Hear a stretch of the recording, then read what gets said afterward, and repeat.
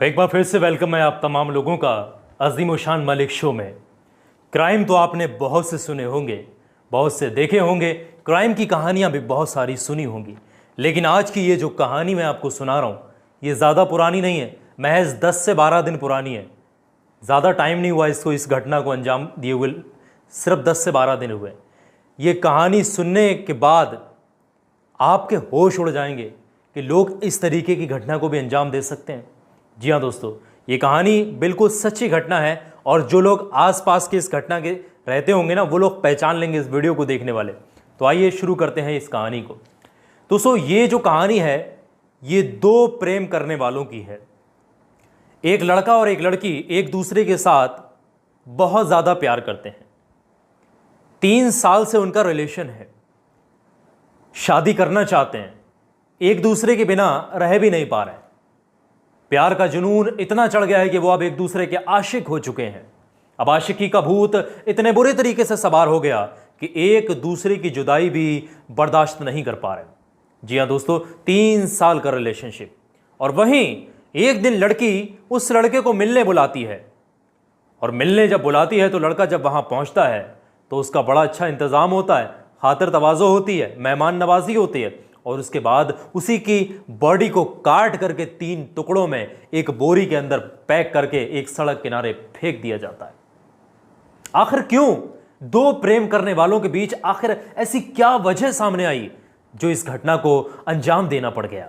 क्या है सच्चाई? कहां की है ये कहानी? कहां पर हुई ये वारदात? क्या नाम है उस बंदे का? सब कुछ इस वीडियो के अंदर मुकम्मल आपको पता लग जाएगा। तो मेहरबानी करके इस वारदात को ध्यान से सुनिएगा, ये झकझोर कर रख देगी इंसानियत को अंदर से अगर आप आखिर तक इस वीडियो को देखेंगे। तो मेहरबानी करके इस वीडियो को लाइक कर लीजिएगा और आखिर तक इस एपिसोड को ध्यान से देखिएगा। चैनल को सब्सक्राइब कर लीजिएगा अगर आप पहली बार चैनल पर आए हैं। तो आइए शुरू करते हैं इस एपिसोड को। दोस्तों, ये घटना है बिहार के मुजफ्फरपुर की। मुजफ्फरनगर मत समझिएगा, मुजफ्फरपुर। और मुजफ्फरपुर के अंदर एक थाना आता है, थाना सदर थाना। जो आसपास के लोग देख रहे हैं इस वीडियो को वो समझ गए होंगे। जी हाँ दोस्तों, ये घटना है 13 अगस्त की रात की।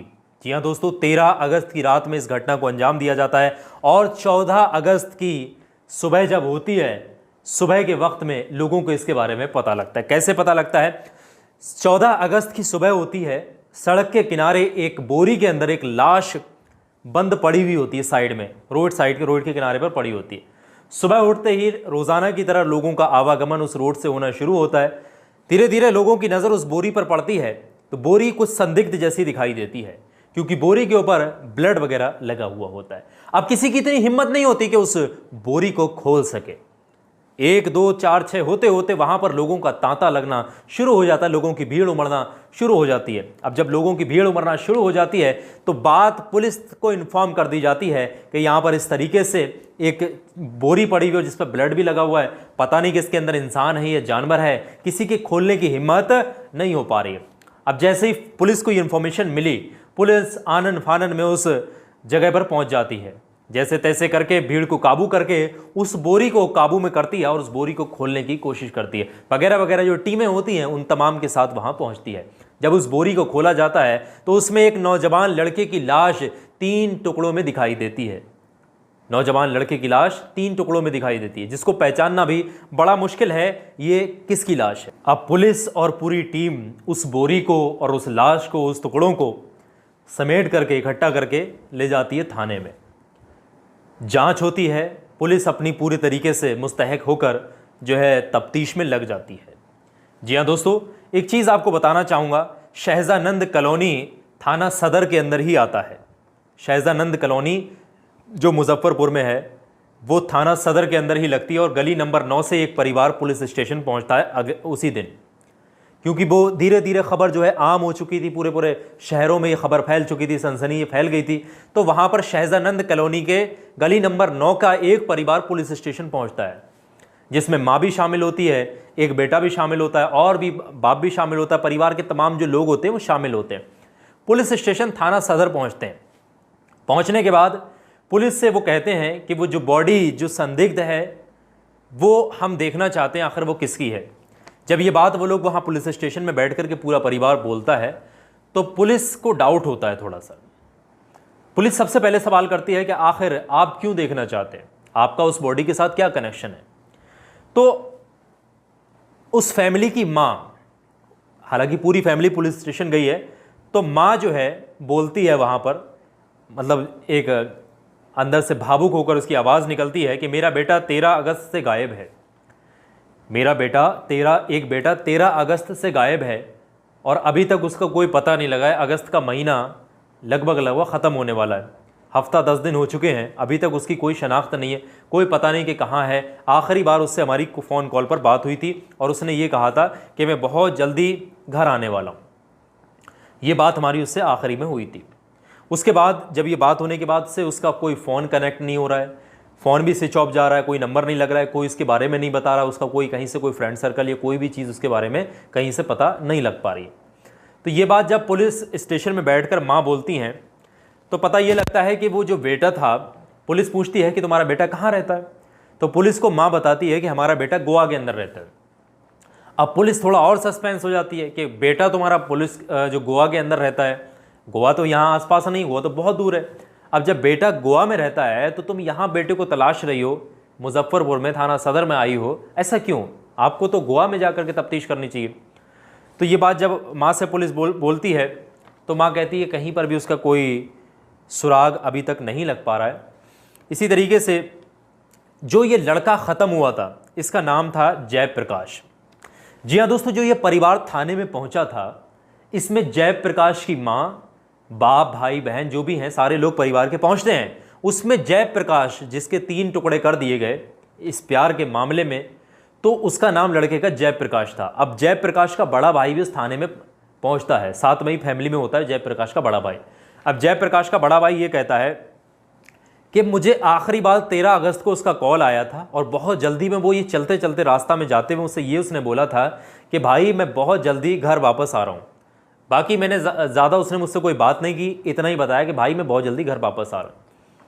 जल्दबाजी में था तो मैंने सोचा भाई तो आता जाता रहता, तो मैंने उसकी बात को ज़्यादा सीरियस नहीं लिया। मैंने कहा हाँ भाई ठीक है, आ जाना, कोई दिक्कत नहीं है, जब आओ तो बता देना, फ़ोन वगैरह कर लेना। इतनी बात हमारी हुई, इससे ज़्यादा कोई बात उस वक्त में हो ही नहीं थी।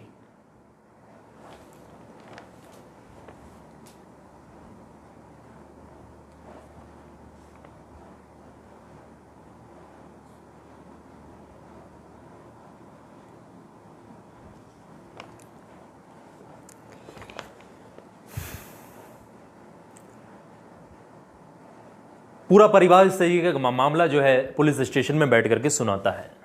मामला सुनने के बाद में पुलिस को भी थोड़ा थोड़ा लगता है कि उस बॉडी को इनको दिखाना चाहिए, क्योंकि इनका भी बेटा 13 अगस्त से गायब है और इस बॉडी की भी शनाख्त अभी हुई नहीं है कौन सी बॉडी किसकी है। तो वो उस बॉडी के लिए, उस बॉडी वाले जहाँ बॉडी रखी हुई थी उस रूम में परिवार को लेकर के जाते हैं पुलिस वाले। बोरी को खोलते हैं उनके सामने और जैसे ही खोला जाता है वो जो लाश उसके अंदर से निकलती है तो उसको देख करके पूरा परिवार चीखों पुकार मचाना शुरू कर देता है। अब ये बात जब चीखों पुकार मचाई जा रही थी तो पुलिस को ये बात कंफर्म हो चुकी थी अब तक कि ये जो बॉडी है जिसको मारा गया है ये जयप्रकाश ही है।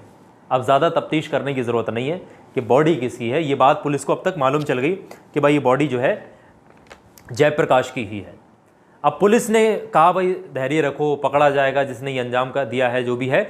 पुलिस ने फैमिली को बैठा के फिर कहा कि जयप्रकाश की किसी के साथ दुश्मनी थी, किसी के साथ रंजिश थी, आपको किसी का इसमें हाथ लगता है, कोई साजिश है? तो ऐसा तो परिवार के लोगों ने कुछ नहीं कहा कि किसी के साथ इसकी कोई ऐसा मामला नहीं था, कोई रंजिश नहीं थी, कोई साजिश नहीं थी, लेकिन एक लव मैटर उसका सुनाया, यानी प्यार की कहानी, प्यार की दास्तान पुलिस स्टेशन में बैठ करके परिवार वहाँ पर सुनाता है जयप्रकाश की। वो लोग बताते हैं कि एक लड़की से शादी करना चाहता था जयप्रकाश और उसके साथ 3 साल से रिलेशन में है। अब ना तो जयप्रकाश का परिवार यानी हम लोग राज़ी थे इस शादी के लिए और ना ही लड़की का परिवार जयप्रकाश के साथ उस लड़की की शादी करना चाहता था। ये जो लड़की थी इसका नाम ललिता था, यानी ललिता का परिवार जयप्रकाश के परिवार से शादी नहीं करना चाहता था और जयप्रकाश का परिवार भी ललिता के परिवार के साथ जो है शादी नहीं करना चाहता था। लेकिन जैसे तैसे प्रेशर से और बहुत ज़्यादा 3 साल से लगातार जयप्रकाश परेशान करता रहा, दबाव डालता रहा, तो जयप्रकाश का परिवार तो राज़ी हो गया था, जैसे तैसे बना करके पूरा परिवार लगभग राज़ी हो गया था। लेकिन ललिता का परिवार अभी भी राज़ी नहीं था इस शादी के लिए। ये दोनों बहुत ज़्यादा प्यार करते थे, एक दूसरे की जुदाई बर्दाश्त नहीं कर पाते थे। इन दोनों को अलग कर दिया था। जब मामला ज़्यादा संगीन होने लगा, प्यार का भूत चढ़ने लगा था, सिर पर शिखर पर था, उरूज पर था, तब लड़की को जो है लड़की के परिवार वालों ने पटना में भेज दिया था पढ़ाई करने के लिए, और लड़के को जो है लड़के के परिवार वालों ने गोवा में भेज दिया था। अब लड़का जो था जनरेटर के जो मैकेनिक होते, जनरेटर मैकेनिक होते हैं, लड़का वहाँ पर गोवा के अंदर जाकर के ये काम करने लगा जनरेटर मैकेनिक का, और लड़की जो है ललिता वो पटना के अंदर, पटना बिहार में जाकर के पढ़ाई यानी अपनी स्टडी करने लगी, एक रूम लेकर के पीजी वगैरह में, जहाँ पर भी वो रह रही होगी। परिवार का पूरा पहलू सुनने के बाद में पुलिस अपनी तफ्तीश शुरू करती है, यानी छानबीन शुरू करती है कि आखिर मामला क्या है, दो प्यार करने वालों के बीच इस तरीके से नफरत कैसे हो गई और कैसे एक दूसरे का खून करने पर उतर आए, आखिर क्या हुआ। तो एक नई कहानी निकल कर आती है जब पुलिस तफ्तीश अपनी शुरू करती है। जी हाँ दोस्तों, दोनों एक दूसरे के साथ, ललिता और जयप्रकाश एक दूसरे के साथ बेइंतहा प्यार करते थे, बेइंतहा मोहब्बत किया करते थे। दोनों एक दूसरे के साथ वीडियो कॉल पर बातचीत भी किया करते थे और अश्लील हरकतें भी वीडियो कॉल पर किया करते थे, कभी नग्न होकर, कभी अर्धनग्न होकर, कभी शरीर के अंगों का प्रदर्शन करके, कभी लड़का अपने शरीर के अंगों का प्रदर्शन करके, कभी लड़की, और इस तरीके से एक दूसरे के साथ वीडियो कॉल किया करते थे। क्योंकि दोनों को एक दूसरे की जुदाई बर्दाश्त नहीं थी, परिवार ने दोनों को एक दूसरे को अलग कर दिया था, क्योंकि दोनों परिवार राजी नहीं थे, लड़की के तो खास करके बिल्कुल राजी नहीं थे। अब होता क्या है कि एक बार जयप्रकाश ललिता को वीडियो कॉल कर रहा होता है। जैसे ही वीडियो कॉल लगाता है फ़ोन से, तो देखता है ललिता जैसे ही फ़ोन कॉल रिसीव करती है तो साइड में बैठा हुआ एक लड़का दिखाई देता है ललिता के रूम के अंदर। जब जयप्रकाश को वीडियो कॉल में एक रूम के अंदर एक लड़का दिखाई देता है तो जयप्रकाश सवाल करता है कि ये कौन है, तुम्हारा इससे क्या मतलब है, तुम अपने काम से काम रखो, तुम्हें किसी से कोई लेना देना नहीं। इस तरीके से जयप्रकाश ललिता को समझाता है। जयप्रकाश को ये बात हजम नहीं हो रही थी, बहुत तेज़ गुस्सा आया। जयप्रकाश उसको, ललिता को बुरा भला भी बोलना शुरू कर देता है कि तुम बदल गई हो, तुम मेरी मोहब्बत भूल चुकी हो, तुम मुझे धोखा दे रही हो, तुम किसी और लड़के के साथ जो है रहना शुरू कर दिया है, तुम वहाँ चली गई हो, वहीं का कोई लड़का तुम्हें मिल गया। इस तरीके से जयप्रकाश जो है लगातार कुछ ना कुछ बोलता चला जा रहा था। ये बात सुनने के बाद ललिता भी फ़ोन काट देती है, क्योंकि ललिता को भी काफ़ी गुस्सा आ जाता है। कहा जाता है दोस्तों, ये बात तफ्तीश में सामने आई कि जयप्रकाश जितनी भी कमाई करता था जनरेटर मैकेनिक के तौर पे वहाँ काम करके, वो सबसे पहले तो जो भी खर्च पानी अपनी माँ को भेजता था वहाँ से, और हर महीने ललिता को 5,000 रुपये भेजा करता था खर्चे पानी के लिए, क्योंकि उसको पूरा भरोसा था कि ये मेरी होने वाली धर्मपत्नी है, ये मेरी होने वाली बीवी है, इसलिए उसका खर्चा पानी भी वो उठा रहा था। जी हाँ दोस्तों, 5,000 रुपये वो हर महीने भेजा करता था। जब से उसने फ़ोन कॉल पर एक लड़के को उसके रूम के अंदर देखा, तब से जो है वो उसका शक और गहरा गया। वो शक करने लगा, दोनों के बीच में शक की दीवार खड़ी हो गई, यानी दोनों के बीच में शक पैदा हो गया। अब जब शक पैदा हो गया और वो उधर से फ़ोन काट देती है, जयप्रकाश बड़ा तमतमाते हैं, बड़ा गुस्सा आता है उनको। तो गुस्से में जयप्रकाश जो है अगली बार जब फ़ोन करते हैं ललिता को फिर से दोबारा से, तो उससे कहते हैं कि अगर तुम मुझे धोखा दोगी या फिर तुम किसी और के साथ चली जाओगी तो मेरे पास तुम्हारे प्राइवेट वीडियोज़ हैं, तुम्हारे नंगे नंगे वीडियोज़ हैं, तुम्हारे नंगे नंगे फ़ोटोज़ हैं, वो सारे के सारे मैं जो हूँ मैं सब में शेयर कर दूंगा और इन चीज़ों को वायरल कर दूंगा। दोस्तों, कहा जाता है कि जयप्रकाश और ललिता दोनों आपस में रिलेशन में जो है परिवार के ही थे। दोनों आप दूर के लोग नहीं हैं, दोनों खानदान के ही हैं। दोनों जब खानदान के ही हैं तो ये इस तरीके से ब्लैकमेल करता है, उसको धमकाता है ललिता को जयप्रकाश। तो ललिता बहुत ज़्यादा गुस्सा हो जाती है और सबसे पहली चीज़ तो ये है कि वास्तव में दोस्तों ललिता जो है धोखा देना जो है वो शुरू कर रही थी जयप्रकाश को। ये सच्चाई थी, इस सच्चाई से कोई मुकर नहीं सकता, क्योंकि उसने वहाँ जाकर के किसी दूसरे को तलाश लिया था। अब इसको धोखा देना, इससे दूरी बनाना, क्योंकि इससे लगभग उसका मन भर चुका था, इससे दूरी बनाना उसने शुरू कर दी थी। तो ऐसा ही होता है, आप देखते ही हैं प्यार मोहब्बत की कहानियाँ ऐसे ही जाकर के कहीं ना कहीं ख़त्म होती हैं और ऐसे ही बर्बाद होते हैं और ऐसे ही कटते मरते हैं लोग। ये कहानियाँ आम होती हैं, लेकिन ललिता जो है अभी ठहरती नहीं है। ललिता फ़ोन करती है जयप्रकाश को और कहती है, क्या तुम मुझ पर शक करते हो? तुम्हें मुझ पर भरोसा नहीं है? तुम्हें मेरी मोहब्बत पर भरोसा नहीं है? मैं तुमसे बेइंतहा प्यार करती हूँ, बेइंतहा मोहब्बत करती हूँ। इस तरीके से जयप्रकाश को वो समझाना शुरू करती है। अब ललिता समझाते समझाते ये भी कहती है कि ये तुम क्या हरकत कर रहे हो? ये फ़ोटोज़ वीडियोज़ वायरल करने की धमकी और ये सब चीज़ें तुम क्यों कर रहे हो? क्यों वायरल कर रहे हो? क्या इससे तुम्हें फ़ायदा होगा? तुम्हें अगर मुझ पर शक है तो तुम यहाँ आ जाओ और आकर मुझसे मिलो, हम दोनों मिलकर के शादी कर लेते हैं, बाद में परिवार के लोग खुद मान जाएंगे। ये ललिता जो है जयप्रकाश से बोलती है। ये बात सुनकर जयप्रकाश पहले तो बहुत खुश हो जाता है, लेकिन जयप्रकाश के मन में कहीं ना कहीं डाउट ये भी है कि मैं इसके वीडियोज़ वायरल करने की लगातार धमकी दे रहा हूँ, तो कहीं ऐसा तो नहीं ये कोई साजिश कर रही हो, कोई प्लान कर रही हो, मुझे मारने की साजिश हो। इस तरीके से उसके मन में डाउट होना शुरू हो जाते हैं। जब उसके मन में डाउट होना शुरू हो जाते हैं, वो ये भी सोचता है कहीं ऐसा ना हो ये मुझे वहाँ ले जा करके मार दे, मुझे ख़त्म कर दे, वहाँ फेंक दे, कुछ भी कर दे, मेरा इतनी दूर बुला रही है तो ऐसा जाना मुझे लगता है सही नहीं है। उसके मन में जो है डाउट होने लगता है। लेकिन प्यार के आगे डाउट क्या करेगा? प्यार जब आशिकी का भूत सर पर सब सवार होता है तो ये डाउट वाउट तो फिर कुछ भी नहीं होते। वो जो है ललिता से अपनी गलती की माफ़ी मांगता है, कहता है कि मैं जो भी ये फ़ोटोज़ वीडियोज़ ये वायरल कर रहा हूँ या इनके लिए धमका रहा हूँ तुम्हें, इन सब के लिए मैं माफ़ी मांगता हूँ। तो जो हुआ, ललिता बोलती है, जो हुआ उसे जाने दो, जो हुआ उसे भूल जाओ, उसे जाने दो। अब तुम जल्द से जल्द कोशिश ये करो कि तुम मेरे पास आ जाओ, हम दोनों मिलेंगे और हम दोनों चुप चुपाते शादी भी कर लेंगे। ये बात ललिता उससे बोलती है और ललिता एक प्लान तैयार करती है। अब ललिता का ये प्लान क्या है, अब ये सुनकर आपके भी होश उड़ जाएंगे। अब जयप्रकाश तैयार हो जाते हैं बिहार जाने के लिए। जी हाँ दोस्तों, जयप्रकाश निकल जाते हैं बिहार के लिए। अब जब जाते हैं तो उस लड़की से रास्ता में ही बात होती है। तो लड़की जो है जहाँ पर जिस कमरे से वीडियो कॉल किया करती थी, जहाँ पर रहा करती थी, पढ़ाई करती थी, वहाँ पर नहीं बुलाती है, उसको एक अलग एड्रेस देती है, एक अलग लोकेशन का, बोलती है आप वहाँ पर आ जाओ। तो उसके मन में और डाउट हो जाता है कि मुझे वहाँ क्यों बुला रही, कहीं मार तो नहीं देगी। तो वो कहती है कि ऐसा कुछ नहीं है, एक मेरा भाई है, मेरा भाई, जो मेरी शादी में मेरा साथ दे रहा है, यानी हम दोनों की शादी करवाने में वो साथ दे रहा है। आप ममेरे भाई के कमरे पर आ जाओ, ममेरे भाई का घर है, उसके कमरे पर आ जाओ, कोई टेंशन परेशानी वाली बात नहीं है, वहाँ पर आ जाओ, वहाँ पर आराम से मिलें। तो अब रास्ता में जाते जाते ही बहुत तेज़ी के साथ ललित जो है, जयप्रकाश जो है बढ़ रहा है आगे की तरफ और पहुँचने ही वाला था।